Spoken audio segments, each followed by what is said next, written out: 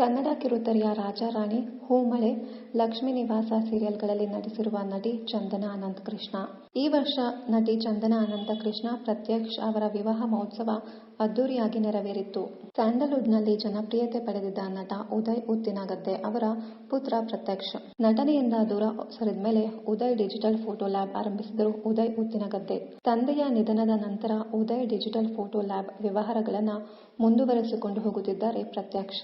Wedding album manufacturing unit ಅನ್ನ ಉದಯ್ ಉತ್ತಿನಗದ್ದೆ ಆರಂಭಿಸಿದರು.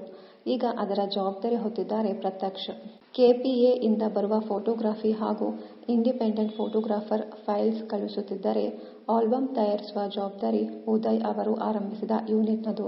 ಉದಯ್ ನಿಧನದ ನಂತರ ಇಡೀ ಕರ್ನಾಟಕಕ್ಕೆ ಆಲ್ಬಮ್ ಕೇಟರ್ ಮಾಡುವ ಕೆಲಸವನ್ನ ಪ್ರತ್ಯಕ್ಷ್ ನೋಡಿಕೊಳ್ಳುತ್ತಿದ್ದಾರೆ. ಬೆಂಗಳೂರಿನ ಆರ್ವಿ ಕಾಲೇಜಿನಲ್ಲಿ ಮೆಕ್ಯಾನಿಕಲ್ ಇಂಜಿನಿಯರಿಂಗ್ ಓದಿದ್ದಾರೆ ಪ್ರತ್ಯಕ್ಷ್.